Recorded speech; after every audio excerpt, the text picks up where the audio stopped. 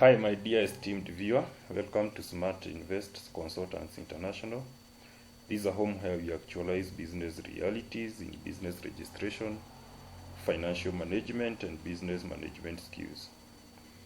Be kind enough to hit the subscription and the like button to be the first person to receive any video we release on this channel. We are going to focus more on how you are going to convert your business name to a limited company. If you watched our previous session, we said that it involves two steps.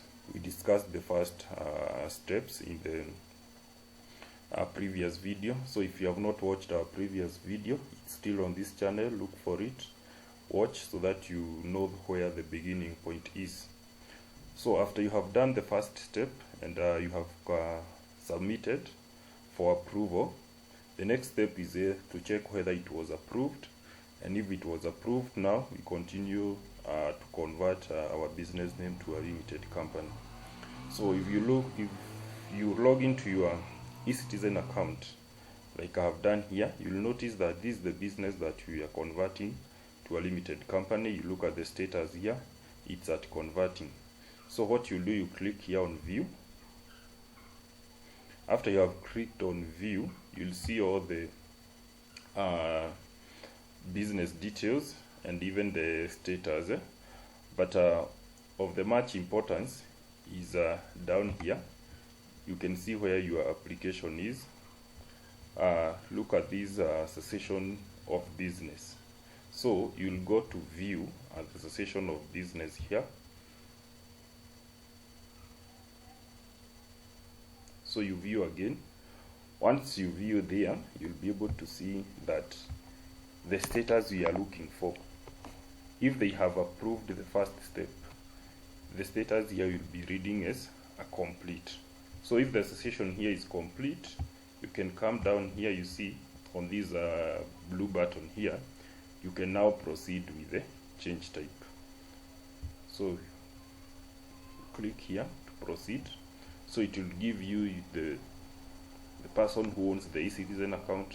So select your capacity here. If you are going, for example, to start in as a director shareholders, you select your address, your postal code here. Then remember to always, let me just take a step back here. Once you are here, down here you'll be able to see the notice of approval. So in this notice of approval, make sure you download it. It is the one which shows that your business was approved to be changed to become a limited company. So we put in here the details: director, shareholder, your box,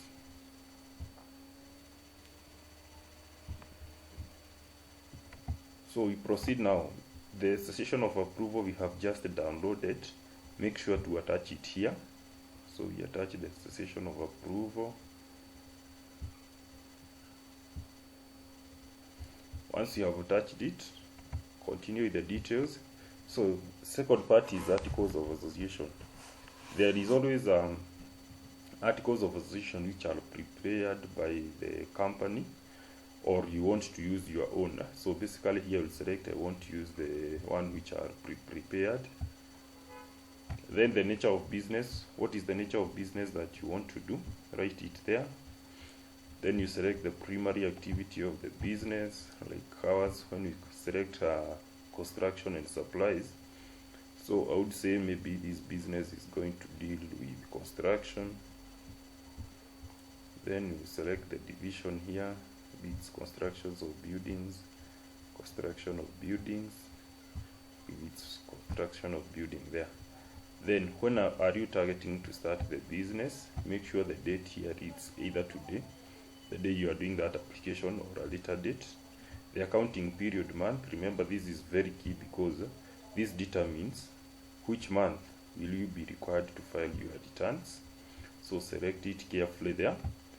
Then the number of employees at target start date.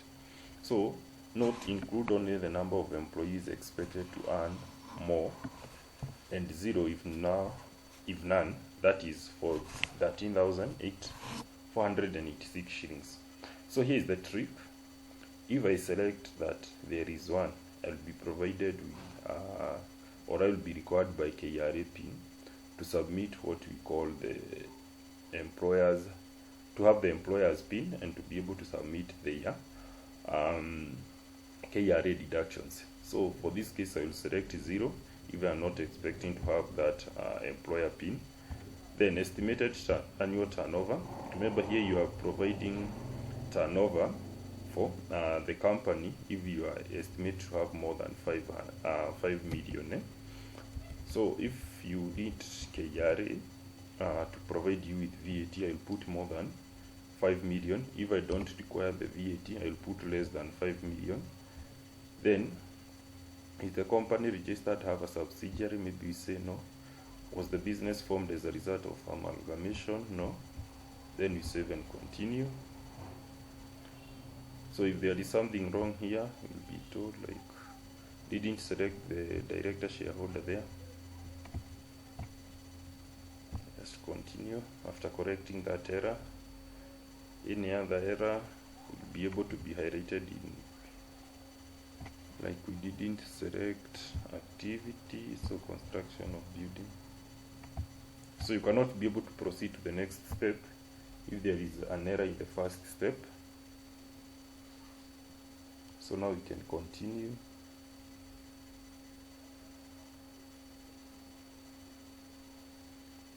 So on the second step here is being able to select the registered office address. This will autofill itself because you had included it in the business name. So once you ensure that all the details are very correct, but in case there is a detail you want to change, you can click inside there and be able to change. You just save and continue. So now here comes the, you see in a business name we didn't have the number of shares, but here you need to set the number of shares. So let's say most of the time you have the ordinary shares.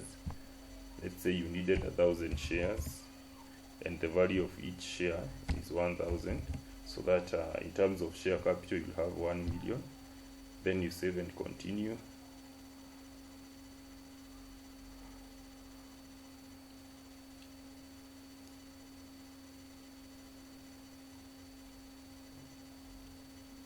Then you move to the category of directors or shareholders. Probably you had registered this business name alone, or you had registered it as you and other guys. So already the person who is using the eCitizen account, his details will be able to appear here because we had already registered it here at the beginning where we had the articles of association. But I need to make a change in this because I had already selected on director shareholder here to enhance that, so that it stops appearing as a shareholder on that point.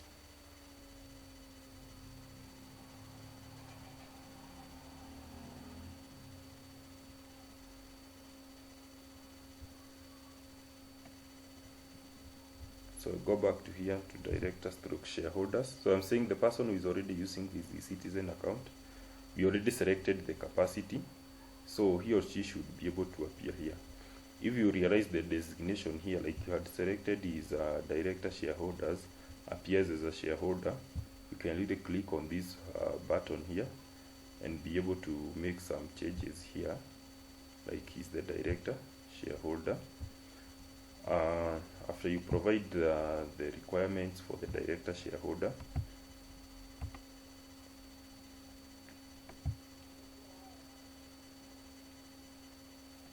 so you'll be able to provide that is the passport size photo for the person.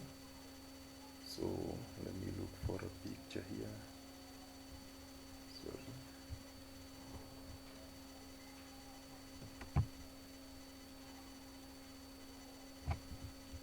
Let's assume it's this one here.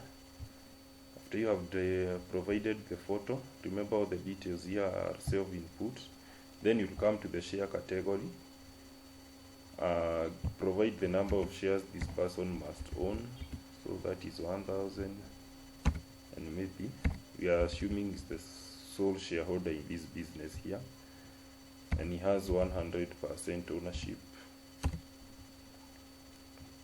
Make sure that is the same as the voting rights, so 100, and even direct voting rights 100.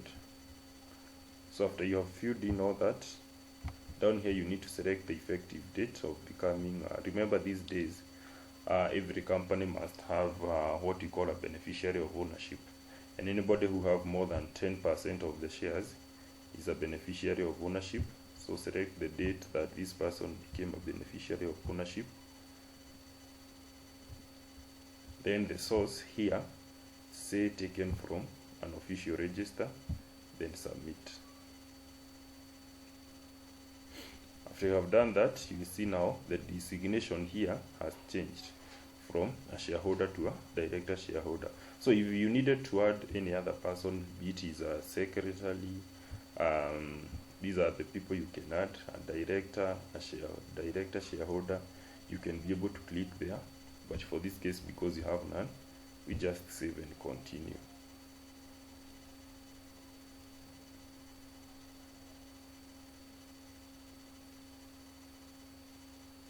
So you now go to the beneficiary of owner. Remember, you have already appointed this person in our previous icon as a director shareholder and as a beneficiary of owner.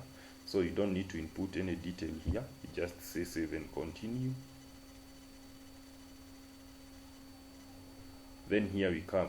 So we are now required to download all these what we call the company document. That's CR1, CR2, CR8, statement of capital, and BOF. After you have downloaded them, you'll be able to see where you are supposed to sign. Sign this document. After you have signed, scan them and attach them back right here. Just make sure to attach all of them.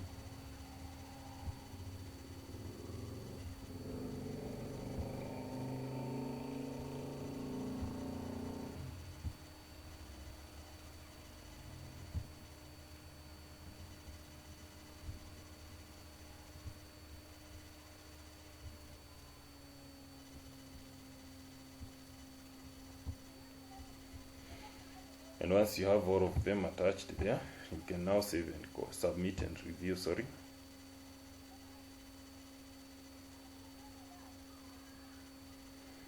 Once you have submitted, if you confirm all the details are correct here, you can click on finish. Now you'll be required to make your payments. Let's assume we are going to make our payments here using the M-Pesa. So you can see now you'll be required to make a payment of 10,650. You can look at your phone number here. If it's correct, you just click on pay, receive a notification from your phone, and make payments. Then wait for the next of the approval process. So this is the second part of how you continue changing your limited company or your business name to a limited company. Remember, you'll be able to apply manually the KRA pin for this company. This one will not be given automatically because it comes from a change. So you can check a video from this channel on how you're able to apply the KRA pin for your company manually. So I hope this video has been of great help to you, and if it has been, kindly be kind enough to click on subscription or subscribe to this channel so that you can be able to learn more about company operations. How do you now make the returns? How do you change the directors? And so much more. So I hope to keep it here. We keep growing together at Smart Invest Consultants International so that we are able to learn more. Have a productive business.